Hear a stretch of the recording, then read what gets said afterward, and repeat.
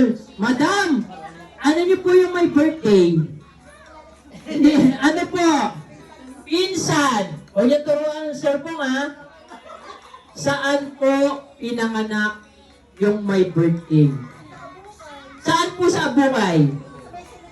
Sa sementeryo? Umaano siya sa sementeryo? Doon sa Inire. Gabon! Akala ko sa sementeryo. Wala pa pinayahagaw na. Ayan na nga! Ayan na! Saan sa lugar sa Abukay? Sa sementeryo? Sa sementeryo ka pinanganak, Sir Bong? Ano ba yan? Okay, next question natin. Ito po ang regalo. Hanap tayo na mabigat. Ito. Okay, balik po tayo dyan ha. Babalik po ako dito. Sandali lang po ha. Sandali lang po. Pahirapan natin yung nagbibideo. Ay, napakahirap nito.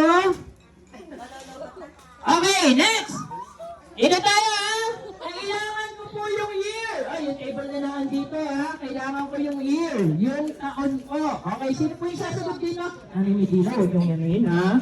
Huwag yung anuin ha. Huwag yung po ito. Tinuruin na po kayong speaker. Sorry po. Ito si Sir, laging nakangiti. Ay, Sir. Ano pangalan nyo? Ano yun po yung my birthday? Dito nyo po. So, ito po yung tanong ko. Anong year po sila kinasal? Tama ba? 19... Ay, kinasal eh. 1997! Congrats! Mali! Narinig din ang mali, di ba? Mali! Next po. Ito, alam. 86 o 85. Huwag po kayo magtalo, tatanungin ko po kayo. Pwede po mangula, nanay. Kayo na po yung kasunod ko.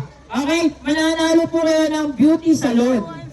Okay? Basta, hulaan nyo. Kailan po sila kinasal? Yung sigurado, let's go! 19... Yan! Ang galing naman! 1985! Congratulations! Mali!